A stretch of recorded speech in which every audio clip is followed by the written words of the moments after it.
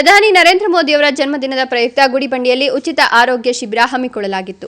ಶಿಬಿರವನ್ನು ಸಿ ಮುನಿರಾಜು ಉದ್ಘಾಟಿಸಿ ಮಾತನಾಡಿ, ಪ್ರಧಾನಮಂತ್ರಿ ನರೇಂದ್ರ ಮೋದಿ ಅವರು ದೇಶದ ಪ್ರತಿಯೊಬ್ಬ ಬಡಜನರ ಹಿತವನ್ನು ದೃಷ್ಟಿಯಲ್ಲಿಟ್ಟುಕೊಂಡು ಹಲವು ಕಲ್ಯಾಣ ಯೋಜನೆಗಳನ್ನು ಜಾರಿಗೆ ತಂದಿದ್ದಾರೆ ಎಂದು ಅವರ ಜನ್ಮದಿನವನ್ನು ಸೇವಾ ದಿನವಾಗಿ ಆಚರಿಸುವುದು ಅವರ ಕಾರ್ಯಪದ್ಧತಿಯ ಪ್ರತಿಬಿಂಬವಾಗಿದೆ ಅಂತ ಹೇಳಿದರು.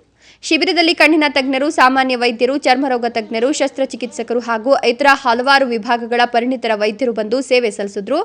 ರಕ್ತದೊತ್ತಡ, ಮಧುಮೇಹ, ಹೃದಯ ಸಂಬಂಧಿ ಕಾಯಿಲೆಗಳು, ಕಣ್ಣು ಮತ್ತು ಚರ್ಮದ ತೊಂದರೆಗಳು, ಮಕ್ಕಳ ಆರೋಗ್ಯ ತಪಾಸಣೆ, ಸ್ತ್ರೀಯರ ಆರೋಗ್ಯ ಪರೀಕ್ಷೆ ಮೊದಲಾದ ಹಲವಾರು ವಿಭಾಗಗಳಲ್ಲಿ ಉಚಿತ ತಪಾಸಣೆ ನಡೆಯಿತು. ಪ್ರಧಾನಮಂತ್ರಿ ನರೇಂದ್ರ ಮೋದಿ ಅವರ ಜನ್ಮದಿನವನ್ನು ಕೇವಲ ಆಚರಣೆಯಾಗಿ ಅಲ್ಲದೆ ಜನಸೇವೆ ಮೂಲಕ ಅರ್ಥಪೂರ್ಣಗೊಳಿಸಿದ ಈ ಆರೋಗ್ಯ ಶಿಬಿರ ಸ್ಥಳೀಯರಲ್ಲಿ ಮೆಚ್ಚುಗೆಗೆ ಪಾತ್ರವಾಯಿತು.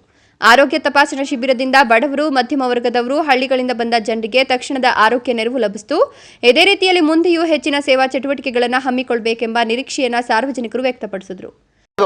ದೇಶದ ಪ್ರಧಾನಮಂತ್ರಿಗಳು ಇತ್ತು ಸಾರ್ವಜನಿಕ ಹಾಸ್ಪಿಟಲ್ಗಳಲ್ಲಿ, ಪ್ರತಿ ಮಂಡಲಗಳಲ್ಲಿ, ಪ್ರತಿ ತಾಲೂಕಿನಲ್ಲಿ ಒಂದು ಜನೌಷಧಿ ಕೇಂದ್ರವನ್ನು ಈ ಸುಮಾರು ಕಳೆದ 7-8 ವರ್ಷಗಳಿಂದ ಮಾಡಿರ್ತಕ್ಕಂಥ ಒಂದು ಸಾಧನೆ ಅದು. ಸನ್ಮಾನ್ಯ ಅನಂತಕುಮಾರ್ ಅವರು ಆಗಿನ ಮಂತ್ರಿಗಳಲ್ಲಿ ಕೇಂದ್ರ ಮಂತ್ರಿಗಳಾಗಿರ್ತಕ್ಕಂಥ ಸಂದರ್ಭದಲ್ಲಿ, ನಮ್ಮ ಸದಾನಂದ ಗೌಡರು ಕೂಡ ಕೇಂದ್ರ ಮಂತ್ರಿಗಳಾಗಿದ್ದ ಸಂದರ್ಭದಲ್ಲಿ ಅನೇಕ ನಮ್ಮ ಕರ್ನಾಟಕದಲ್ಲಿ ಅನೇಕ ಮಂಡಲಗಳಲ್ಲಿ, ಅನೇಕ ತಾಲೂಕುಗಳಲ್ಲಿ ಜನರಿಗೆ ಅನುಕೂಲ ಮಾಡುವಂಥ ಒಂದು ಜನೌಷಧಿ ಕೇಂದ್ರ ಮಾಡಿರ್ತಕ್ಕಂಥದ್ದು. ಇವತ್ತು ಕಾಂಗ್ರೆಸ್ನವರು ಅದನ್ನು ನೋಡೋಕ್ಕೆ ಸಹಿಸಲಾರದು.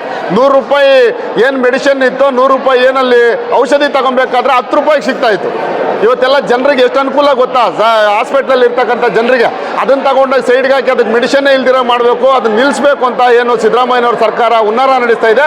ಇವೆಲ್ಲ ಯಾವುದೂ ನಡೆಯಲ್ಲ. ನೀವು ಯಾರೂ ಕೂಡ ಅದನ್ನು ಕ್ಷಮಿಸಬಾರ್ದು. ನಾವೆಲ್ಲ ಸಾರ್ವಜನಿಕರು ಅದ್ರ ಪರವಾಗಿ ನಿಂತ್ಕೋಬೇಕು, ಜನರಿಗೆ ಅನುಕೂಲ ಹಾಕೋದು ಹಿರಿಯವ್ರ ಕೈಯಿಂದ ಕೊಡ್ಬೇಕಾ. ಮಹೇಶ್ ಗುಡಿಬಂಡೆ, ರಾಯಲ್ಸ್ ಕನ್ನಡ.